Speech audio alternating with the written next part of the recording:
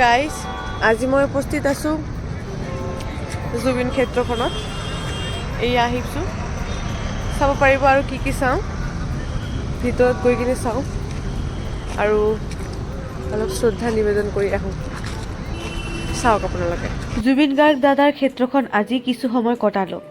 গানৰ মাজত যিজন মানুহক ইমান দিনে অনুভৱ কৰিছিলোঁ, তেওঁৰ সপোন আৰু মাটিৰ লগত জড়িত এই ঠাইখন দেখি মনটো বেলেগ ধৰণে চুই গ'ল। প্ৰকৃতিৰ মাজত এক সৰল অথচ গভীৰ সৌন্দৰ্য আছে, কিন্তু এই সৌন্দৰ্য মনোমোহা নহয়, ব্যথা আৰু বেদনাৰহে। আজি এনে লাগিছে সংগীত মানে কেৱল মঞ্চ নহয়, সংগীত মানে অনুভৱ, মাটি আৰু মানুহৰ মৰম।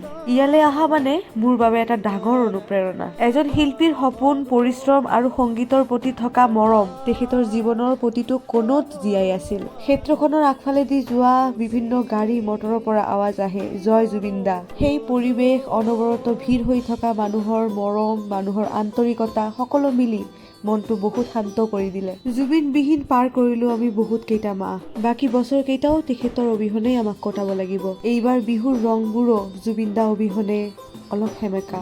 যি কণ্ঠই প্ৰতিটো বিহু মঞ্চৰ উন্মাদনা আনিছিল, সেই সুৰ নাথাকিলে উৎসৱৰ মাজতো এটা খালী খালী অনুভৱ। যি সূৰ্যই হেজাৰ হেজাৰ চন্দ্ৰক আলোকৃত কৰিছে, সেই সূৰ্যও আজি নাই।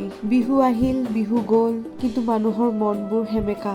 এইটো বছৰত বাহিৰৰ হাঁহিৰ আঁৰত প্ৰতিজন শিল্পীয়ে কিমান নীৰৱ দুখ লৈ আছিল, সেয়া হয়তো সকলোৱে বুজি পাইছে। মঞ্চ, বিজুলী বাতি, সংগীত, গান, চাউণ্ড চব থাকে, হাতৰ তালিও থাকে, কিন্তু মনৰ মাজত কেতিয়াবা বহুত কষ্ট লুকাই থাকে।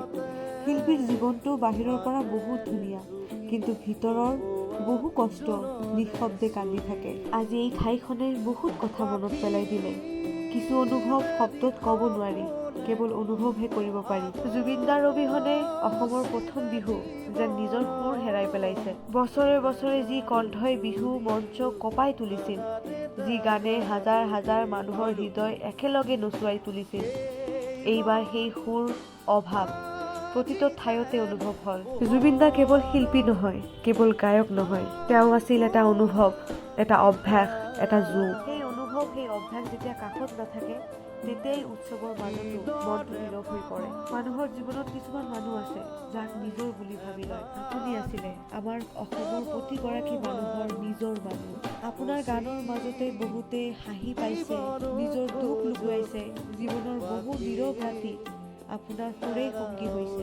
এজন শিল্পী কিমান ডাঙৰ হ'লে মানুহে তেওঁৰ গানত নিজৰ জীৱন বিচাৰি পায়, সেয়া আপোনাক দেখি বুজিলো। আপোনাৰ লগত এতিয়া কোনেও কনভাৰচেশ্যন কৰিব নোৱাৰিব, কিন্তু মই জানো আপুনি শুনি আছে, চব চাই আছে। আপোনাৰ গান শুনি ডাঙৰ হোৱা আমি বহুতেই আজি একেটা কথাই অনুভৱ কৰোঁ। আপুনি আমাৰ ল'ৰালি কাল, আপুনি আমাৰ যৌৱন কাল, আপুনি আমাৰ অতীত, বৰ্তমান আৰু ভৱিষ্যত। কেতিয়াবা জীৱনত বেছি কঠিন সময় আহি পৰিলে আপোনাৰ সুৰেই আমাক বাচিবলৈ শিকাইছিল। আপুনি দূৰত নহয়, আপুনি আমাৰ গীতবোৰত, আমাৰ অনুভৱবোৰত, আমাৰ নীৰৱতাত। যি মানুহে কোটি কোটি হৃদয়ত নিজৰ ঠাই বহাই লয়, তেওঁক কেতিয়াও সঁচাকৈ হেৰুৱাব নোৱাৰি। আপোনাক আমি হেৰুওৱা নাই, আপোনাক আমি অন্তৰত ৰাখিছোঁ। আপোনাৰ হেজাৰ হেজাৰ সৃষ্টি মঞ্চত সুন্দৰ ৰূপে, শুদ্ধভাৱে পৰিৱেশন কৰাৰ প্ৰতিশ্ৰুতিবদ্ধ মই। আপুনি য'তেই নাথাকক কিয়, আপোনাৰ গান আমাৰ কণ্ঠত, আমাৰ কাণত, আমাৰ অন্তৰত সদায় বাজি থাকিব। জয় জুবিন দা।